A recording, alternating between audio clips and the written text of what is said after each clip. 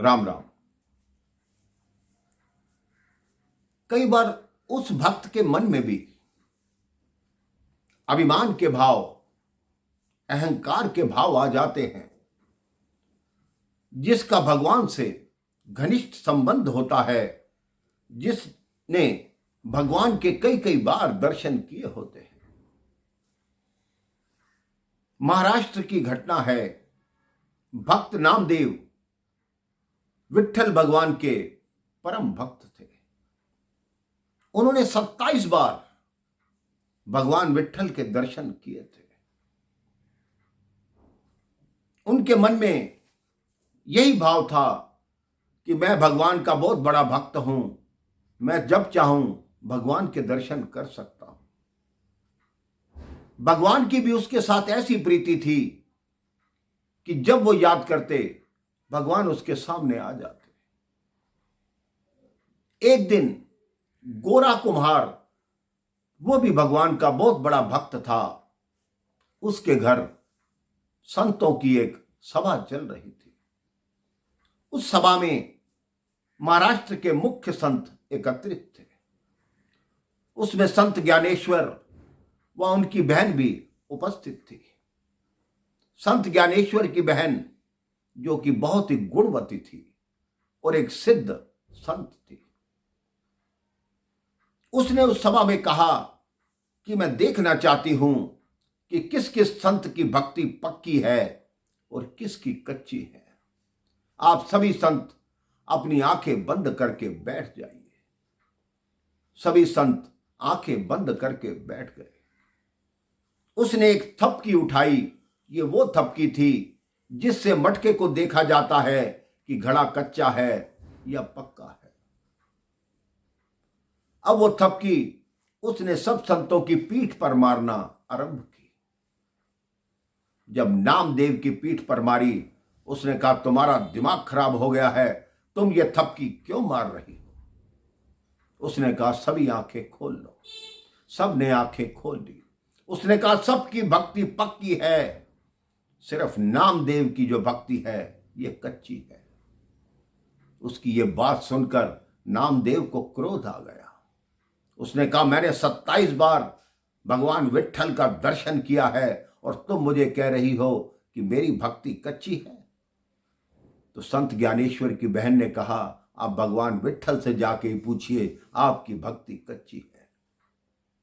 नामदेव वहां से चले गए, भगवान विट्ठल के सामने गए, कहते, हे भगवान, मुझे दर्शन दो। 28वीं बार भगवान उसके सामने आए।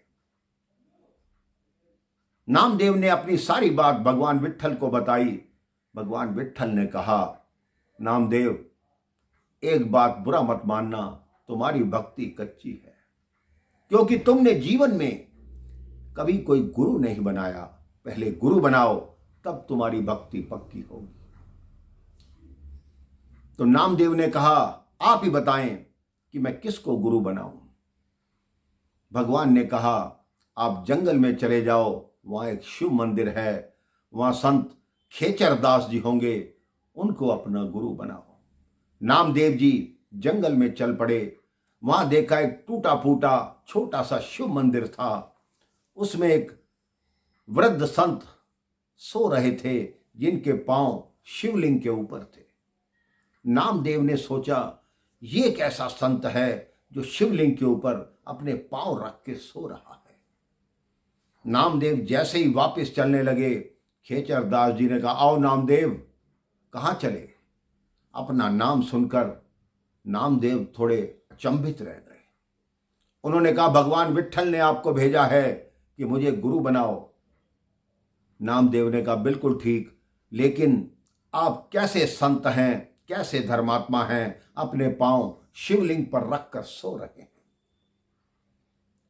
संत खेचरदास ने कहा, तो आप मेरे पांव उठाकर वहां रख दो जहां भगवान शिव विराजमान ना हो। ऐसी ही बात गुरु नानक देव जी के विषय में भी सुनने को मिलती है। संत खेचरदास ने कहा, मेरे पांव वहां रखो जहां भगवान शिव ना हो। नामदेव ने दूसरी तरफ पांव घुमाए तो वहां शिवलिंग प्रकट हो गया। तीसरी जगह घुमाए तो वहां शिवलिंग प्रकट हो गया। अब नामदेव को समझ आ गया कि मेरे गुरुदेव क्या कहना चाहते हैं। गुरुदेव ने कहा, तुम ये मत समझो कि जो भगवान है वो मंदिर में विराजमान है। भगवान हर जगह है, भगवान हर चीज में है, हर व्यक्ति में है, हर वस्तु में है। नामदेव जी को सच्ची दीक्षा मिल गई। एक दिन नामदेव जी भोजन बना रहे थे, रोटियां बनाकर रखी। इतने में एक कुत्ता आया, उनकी रोटी मुंह में उठा के भागने लगा। नामदेव ने आवाज लगाई, ठहरो भगवान, अभी रोटी पे घी नहीं लगाया, कम से कम रोटी खानी है तो घी लगा के तो खाओ। उस कुत्ते में से भगवान विट्ठल प्रकट हो गए। उन्होंने नामदेव से कहा, हे नामदेव, अब तुम्हारी भक्ति पक्की हो गई है, क्योंकि तुमको हर वस्तु में भगवान दिखाई देने लगा है। आप भी यही सोचिए कि हमारे आसपास जो भी है सब में भगवान विराजमान है। आपके मन में भगवान विराजमान है, आपकी आत्मा में परमात्मा विराजमान है। आपका जीवन अपने आप परमात्मा के चरणों में लगेगा, आपका जीवन सुखी हो जाएगा। राम राम, जय श्री राम।